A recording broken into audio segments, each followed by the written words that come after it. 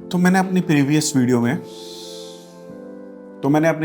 Video में ये बताया था कि मैं अगली वीडियो में एक्टिंग के बारे में बताने वाला हूँ। तो आज मैं आपको एक्टिंग के बारे में बताने जा रहा हूँ। तो मुंबई में गया था जब एक्टिंग के लिए, तो 2011 की बात है ये। मुंबई मैंने विजिट किया, वहाँ पे गोरेगांव में रहता था।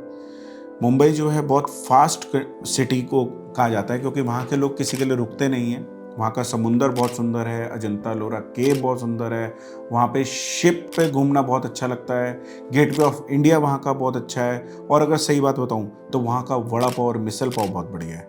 अगर बात करूँ हर एक के बजट की चीज़ और बहुत टेस्टी चीज़, तो ये तो पता है कि मुंबई अगर कोई गया तो भूखा तो नहीं मरेगा। बट हाँ, मुंबई की अगर बात करूँ तो वो महंगा भी बहुत है। वहाँ का सर्वाइवल स्ट्रगल बहुत डिफिकल्ट है। अगर बात करें, अगर आप मुंबई कभी विजिट करें तो गेटवे ऑफ इंडिया जरूर जाएं। साथ ही साथ अगर आप विजिट करना चाहते हो तो मेरे कहने पे आप किंगडम ऑफ ड्रीम जरूर जाएं। एसएल वर्ल्ड की अगर बात करूं तो आज भी मुझे वो एड याद है जहां पे कहता था, घर नहीं नहीं जाऊंगा मैं, एसएल वर्ल्ड।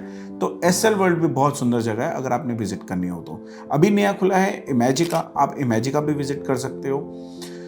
स्ट्रगल लाइफ तो मैंने आपको बताया कि बहुत टफ है ही है। शाहरुख खान का घर भी आपका विजिट कर सकते हो, बहुत भीड़ लगती है संडे के दिन। तो अगर मैं बात करूं तो अमिताभ बच्चन के घर पे भी आप विजिट कर सकते हो। कई बार अमिताभ बच्चन खुद भी बाहर आके वहाँ पे आपको विजिट करवाते हैं। अगर मुंबई दर्शन अपने अच्छे से करने हो तो वहाँ पे एक बस भी चलती है जो मुंबई टूर के नाम से है, जो मुंबई के दर्शन करवाती है।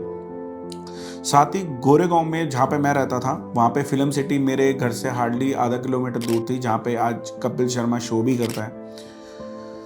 अगर बात करें तो अगर वहाँ पे आप इतनी सारी चीज़ें घूमें और लोकल ट्रेन में नहीं घूमें तो फिर आप कुछ नहीं घूमें। इसी चीज़ों के बीच में अगर मैं अपने स्ट्रगल की बात करूँ मुंबई के, तो मुंबई जब मैंने स्ट्रगल किया था तो मैं वहाँ पे रुका था एक कमरे के अंदर 9 लोगों के साथ। 9 लोगों के साथ जब मैंने रहा तो वहाँ के लोगों, हर अलग अलग स्टेट के लोग आए थे, तो वहाँ का अपना एक्सपीरियंस शेयर कर रहे थे। मैंने भी जाना, मैंने भी समझा कि ये क्या बोल रहे हैं और क्या मेरा एक्सपीरियंस बन रहा है। वहाँ जाके पहले तो मेरे में ये था कि मैं एक्टिंग के लिए जा रहा हूँ तो मेरे पास वहाँ पे कार होनी चाहिए। तो मैं दिल्ली से ड्राइव करके कार वहाँ पर लेकर गया और वहाँ पे अपने पास कार रखी।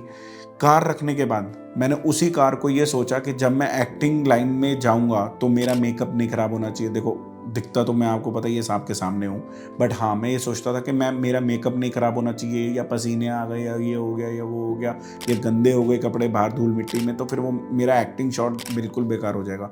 तो इसलिए मैं यहाँ से कार ड्राइव करके लेकर गया था कि मेरे को वहाँ पर अगर कहीं ऑडिशन देने भी जाना हो तो ये सब समस्याओं से मैं बच जाऊँ।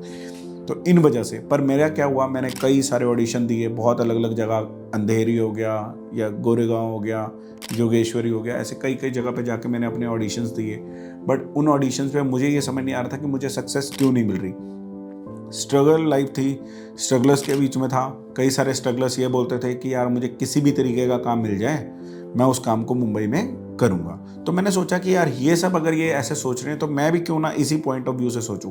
तो मैंने भी इसी पॉइंट ऑफ व्यू से सोचा और मैं एक नेक्स्ट ऑडिशन में जब गया अपना एक्टिंग का ऑडिशन देने, तो वहाँ पे मैंने जाके सिर्फ इतनी सी बात बोल दी कि यार आपके पास कोई भी काम हो ना तो आप मुझे दे दो, क्योंकि मुंबई में ना मेरे पास अभी कोई काम है नहीं, और अगर मुझे आप काम दे दोगे तो मेरे पास एटलीस्ट काम करने के लिए होगा और मेरा एक्सपीरियंस बढ़ जाएगा। चाहे उसके लिए मुझे कोई आप चार्ज दो या ना दो, या आप ही के ऊपर है। तो वहाँ पे मैंने अपना 6 मंथ्स और बिताया। इसके बाद मुझे बाई चांस की बात है कि मैंने वहाँ पे जब ये बात बोली, शाम को उसी मेरे कास्टिंग डायरेक्टर को कहीं बाहर की विजिट के लिए जाना था, तो मुझे अपनी सीट पे मतलब मेरे को अपनी सीट एक दिन के लिए दे गया। तो वो जो एक दिन के लिए सीट दिया, उसके सीनियर को मेरी क्वालिटीज़ थोड़ी सी शायद अच्छी लगी। तो मैंने क्या, उसमें काम मुझे क्या करना होता था, जो मुंबई से जो बाहर से लोग आते हैं मुंबई और मुंबई एक्टिंग करने के लिए सीखते हैं, तो मैं उनके ऑडिशन देता था। सपोज जैसे मैं अपनी खुद की बात कर रहा हूँ, तो जैसे मैं ऑडिशन देता था, ऐसे ही अब मेरा काम क्या हो गया था कि मेरे को लोगों के ऑडिशन लेने होते थे। तो मैं लोगों के ऑडिशन लेता था और साथ ही साथ उस ऑडिशन को क्या करता था, मैं रखता था सेव करके कंप्यूटर के अंदर, उनका नाम, उनका नंबर, ये सब चीज़ें। तो ये सब करते करते एक दिन के अंदर 200 ऑडिशन, और मैं लगभग 3 से 4 महीने तक मैंने ऐसे उनके ऑडिशन लिए। जब मैंने 3 से 4 महीने तक इनके ऑडिशन लिए, लगभग मेरे पास 20 से 30 हज़ार ऑडिशन इकट्ठे हो गए।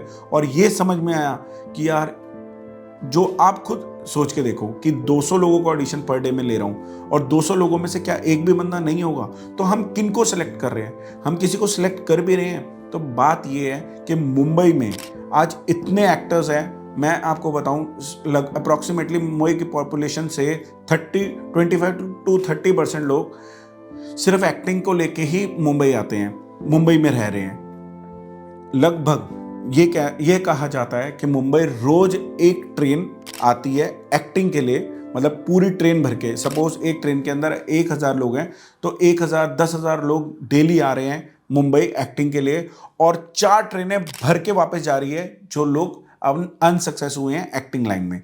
तो मैं इन चीज़ों को समझना शुरू हो चुका था, एक्टिंग लाइन से थोड़ा हट के मैं यहाँ पे ये चीज़ें समझ चुका था कि यहाँ पे जतिन तेरा कुछ होगा नहीं। तो जब ये सारी बातें मुझे समझ में आई, तो ऐसे ही जैसे मैं आपके साथ आज बात कर रहा हूँ, ऐसे ही मैं उसके सीनियर के साथ एक बारी बात कर रहा था, तो उसको लगा कि हाँ इनमें कुछ क्वालिटी है, तो उन्होंने मेरे को एक स्क्रिप्ट दी। मैंने कहा यार वाह वेरी गुड, क्या बात है, मेरे पास एक चांस है, आज मैं एक एक्टिंग का स्क्रिप्ट मेरे हाथ में आया, स्क्रिप्ट रेडी करूं और मैं सुनाऊं। तो जब मैं 200 लोगों को स्क्रिप्ट रेडी करता था और करवाता था तब तो बहुत ईजी लगता था। तो जब मैंने उस स्क्रिप्ट को क्या किया, मैंने उस स्क्रिप्ट को पढ़ा, मेरी स्क्रिप्ट 2 मिनट के अंदर परफेक्ट तैयार हो गई थी। बट मैंने सोचा कि यार मेरे सीनियर ने एक मौका दिया है तो मुझे इसको एक बेस्ट से बेस्ट बनाना है। तो मैं उसको बेस्ट से बेस्ट बनाने के लिए क्या किया, जो मेरे पास 30,000 लोगों के ऑडिशन थे, मैंने सबके रिव्यू करने शुरू करे कि किन किन लोगों ने इस स्क्रिप्ट के साथ ये वीडियो बनाई है। तो मैंने उनकी वीडियोस को देखा, मुझे समझ में आया, अच्छा लगा। मैंने सोचा कि थोड़ी सी वीडियो और देख लूँ, किसी और की देखी, उसकी हो गई। अब इससे क्या हुआ, मेरे माइंड में सिर्फ कन्फ्यूजन पैदा हो गई और मैंने अपने सीनियर से बोला कि आज रहने देते हैं, कल वीडियो बनाते हैं। तो वो जब कन्फ्यूजन मेरी और ज़्यादा बढ़ गई तो मुझे समझ में आया कि यार ये तो बहुत टफ हो गया बॉस, अब इसमें आगे नहीं कंटिन्यू कर सकता। तो मैंने उस दिन से ये डिसीजन लिया, क्या अब मैं यहाँ पे जॉब करूँ या नौकरी करूँ। तो मैंने ये सोचा कि मैं आया तो एक्टिंग के लिए था, तो सिर्फ मुंबई रुकूंगा तो सिर्फ एक्टिंग के लिए रुकूंगा, और एक्टिंग का एक चांस और मिला तो मैंने उसको भी बाय बैक कर दिया। तो मैंने यहाँ से सोचा कि नहीं जतिन, अब यहाँ पे मुंबई में तेरा टाइम खत्म हो गया। तो मैंने वहाँ से मुंबई से वापस आ गया। ये सब चीज़ें थी। तो इन्हीं सब चीज़ों के बारे में बताऊँ तो वहाँ पे जितनी गर्मी है, इजी नहीं है वहाँ पे सरवाइव करना। वहाँ पे अगर बात करूँ, अगर सच में घूमना चाहते हो तो वहाँ पे अगर मुंबई जाके जू बीच जरूर घूमने जाना। जू बीच एक ऐसी जगह है जहाँ पे आपको बहुत सारी चीज़ें देखने को मिल सकती है या बहुत सारी चीज़ें एंजॉय कर सकते हो, और वहाँ पे कई सारे आपको एक्टर्स भी मिलेंगे। कुछ एक्टरों को मैं भी मिला, उन एक्टरों की बात करूं तो बहुत सारे एक्टर्स हैं। अगर मुझे कोई फोटोग्राफ्स मिलेगी तो मैं आपके जरूर इस वीडियो के अंदर शेयर करूंगा। बाकी ये मेरा मुंबई का एक्सपीरियंस था। मुंबई एक बार तो जरूर विजिट करना चाहिए, और अगर आपने वहाँ का गणपति नहीं एंजॉय किया तो फिर आपने कुछ नहीं किया। जो वहाँ का गणपति फेस्टिवल है ना, वो बहुत अल्टीमेट है। गणपति तो आप किसी भी मुंबई के बंदे से पूछना कि गणपति क्या चीज़ है, गणपति का इतना ज़बरदस्त क्रेज़ है और इतना ज़बरदस्त वहाँ पे वो है ना बॉस, मैं भगवान कसम खा के कह रहा हूँ, मैं वहाँ रुका हूँ। हर बारी गणपति में मैं मुंबई जाता हूँ और बहुत एंजॉय करता हूँ वहाँ पे। तो अगली वीडियो में बहुत सारी नई चीज़ें लेके आऊँगा आपके साथ। अभी इस वीडियो को यहीं एंड करते हैं। Thank you, good bye.